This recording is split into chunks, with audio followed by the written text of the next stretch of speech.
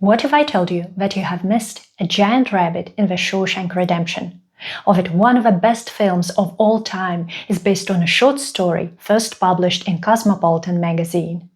Today, we'll go from Disney and the rise of the UPA rebels to Hitchcock and Kurosawa. The year is 1950 and you're watching Keyframes.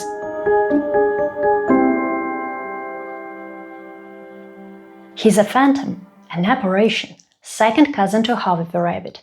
This is how Andy Dufresne from The Shawshank Redemption described Randall Stevens, a fake person he invented for money laundering. But why are we talking about a movie from 1994?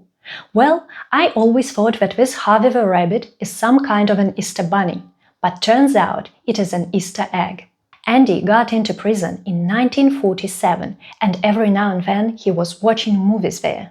So this rabbit's cousin he mentioned is actually a reference to a 1950 film Harvey that Andy must have seen. Harvey is a 6-foot-tall rabbit, something between an imaginary friend and a hallucination of a charming main character called Elwood.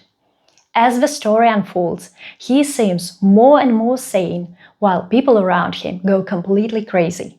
And all that brilliant comedic chaos was done with no VFX. The mysterious rabbit never appeared on screen. While we're talking about cute animals, do you remember a turtle named Clarissa in Disney's Cinderella? Well, nobody does. She never made it to the final script. They have been changing it time and time again for many years. Many hard years. After Snow White's triumph in 1937, the next decade was one big challenge for Disney Studios. Animators' strike in 1941. The loss of the European film market during World War II. Movies that are rightfully considered classics today, like Pinocchio and Bambi, sadly didn't perform very well financially. So, 10 years after Snow White, the studio had a multi-million-dollar debt and needed a miracle. At that time, several projects were in production, but between Alice in Wonderland and Peter Pan, Cinderella had more in common with the biggest Disney hit, Snow White. So, another princess was chosen to lead the way. And in the end, Cinderella was both a critical and financial success that the studio needed. During the previous 2 decades, Disney style became a standard that many other studios were mimicking. However, the 1950s were a time of rebels who brought a new graphic language to the animation world. Ironically, many of those artists were former Disney employees who left the studio in the early 40s. One of them, Steven Bozostoff, became the head of United Productions of America, a small studio that made its breakthrough in the 1950s with a short film Gerald McBoing-Boing.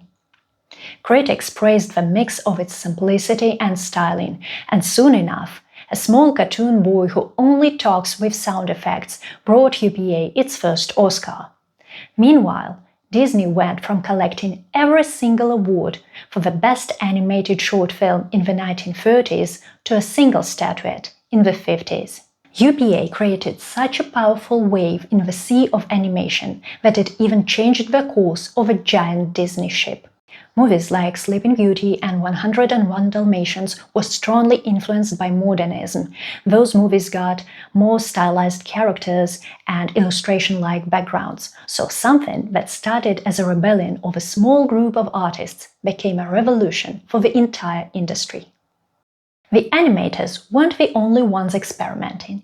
Across the ocean, in London, Alfred Hitchcock was mixing comedy and music theatre elements into his new murder mystery movie Stage Fright. Many critics noticed that this film wasn't something the audience would expect from the man known as the master of suspense. Still, while not a typical Hitchcock spy or psychological thriller, this movie starts with an escape from the police, wraps viewers in a blanket of perfect lies and delivers its climax only minutes before the end. All this excitement is accompanied by the singing of a glorious diva, Marlene Dietrich. While negotiating her contract, she insisted that her costumes must be designed by none other than Christian Dior. No Dior, no Dietrich were her famous words, and she even got to keep the costumes after the film was done. It's worth mentioning that the French couturier was extremely popular at that time. His 1947 debut collection stole hearts not just in Hollywood. In 1950, Dior was showing his work in London to the members of a British royal family and became one of the favorite designers of Princess Margaret. While we are in Europe, let's fly from England to Italy. We find ourselves on a tiny island not far from Sicily. The sea is almost boiling with a school of tuna caught in the nets of a local fisherman. It would be a documentary if it weren't for Hollywood star Ingrid Bergman. She is playing the main character in Stromboli, Land of God, the first of 5 films she will make with Roberto Rossellini. He tells a simple story of an unhappy woman, but in the background he shows the struggles of a post-war country: poverty, abandoned houses, villagers hoping to save enough money to leave their home in pursuit of a better life. And on top of all that, there's an active volcano throwing actual burning stones on their heads. At that point, the world already knew Rossellini as the master of Italian neorealism. By coincidence, it was the Italian woman who brought another filmmaker into the international spotlight.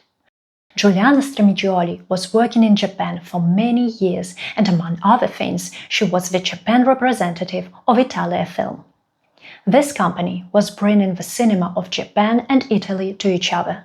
Giuliana was so impressed with the film Rashomon that she recommended it to the Venice Film Festival.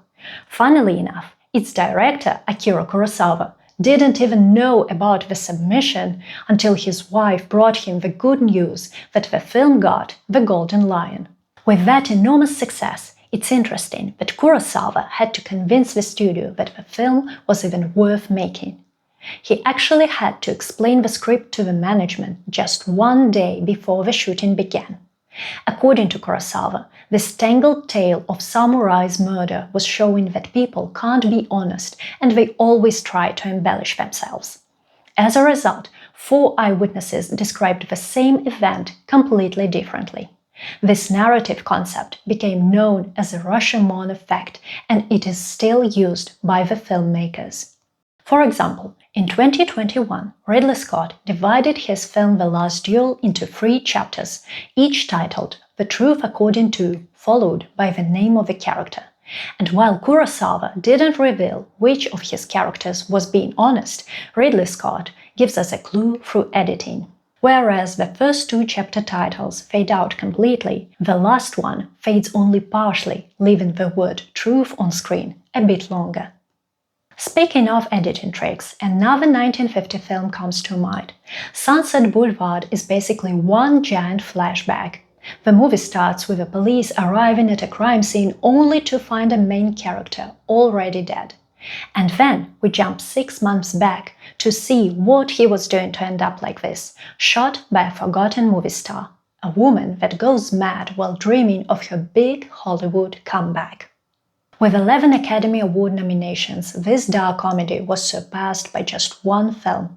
All About Eve got 14 nominations, a number that only Titanic and La La Land would match. Finally, 75 years later, the movie Sinners broke the record with 16 nominations. What's even more fascinating is that the filmmaker Joseph Mankiewicz won Best Director and Best Adapted Screenplay 2 years in a row, and both of his films, A Letter to 3 Wives and All About Eve, were based on short stories first published in Cosmopolitan magazine. I couldn't believe my luck when I found a scan of the entire issue from May 1946. The original text, titled The Wisdom of Eve, was only 9 pages long, including all fancy ads and huge illustrations. I highly recommend reading it after you watched the movie. While Mankiewicz kept the main idea, he changed and added a lot to the story and the characters to make the manipulation game even more glorious. It's sort of a Cinderella story, except this so-called princess is wicked, blinded by the bright spotlight of Broadway. And this may seem like a stretch, but Anne Baxter, who plays Eve, reminded me of Jamie Campbell Bower, who portrays Vecna in Stranger Things. One minute their characters seem nice and harmless, and the next it's pure evil. I can only hope that this reference, along with the rest of my story, will encourage you to watch and enjoy those films. and I'll see you all in the next keyframes. Hey guys, thank you so much for watching. This is a new format for me, so please leave a comment, let me know what you think. It will also help me a lot if you like and share this video. And if you're curious how I created all those animations you just saw, I will be sharing behind the scenes videos, breaking down my process and explaining some Blender tricks. So yeah, subscribe if you don't want to miss it, and I'll see you all next time. Bye!